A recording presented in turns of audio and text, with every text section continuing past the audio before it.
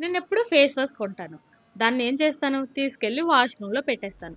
అస్సలు వాడను. వాడతానెప్పుడు అంటే, ఎప్పుడో గుర్తొచ్చినప్పుడు, అది నా కంటికి కనిపించినప్పుడు వాడతా. మిగతా అంతా సోపే ఇదంతా చూసి చూసి మా ఆయనైతే చివరికి దాన్ని తీసుకెళ్ళి డస్ట్‌బిన్‌లో పడేస్తారు. లాస్ట్ టైమ్ సూపర్ మార్కెట్‌కెళ్ళినప్పుడు బై వన్ గెట్ వన్ అని ఆఫర్ పెట్టాడు. ఫేస్ వాష్ ఇంక మనం చూస్తే ఊరుకుంటామా? తీసేసుకున్నాం. ఈసారి దీన్ని ఎలా అయినా వాడాలి. దీన్ని డస్ట్‌బిన్‌కయితే పరిమితం చేయకూడదు అని ఈసారి సోప్ వాడకుండా ఓన్లీ ఫేస్ వాష్ మాత్రమే వాడుతున్నాను. అప్పుడు అర్థమైంది నా బద్ధకం ఇంత చేస్తదా అని.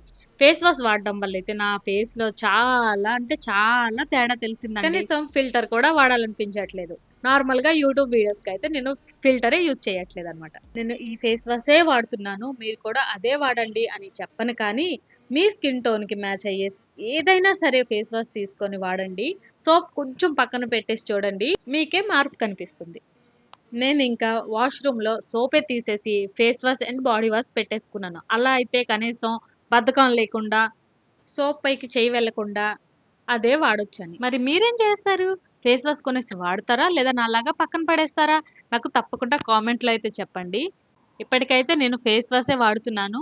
చూడాలి ఇంక ముందు ముందుకేం చేస్తానో. నా మీదైతే నాకు నమ్మకం అస్సలు లేదు. కానీ ఫేస్ అయితే కొంచెం బావుంటుంది.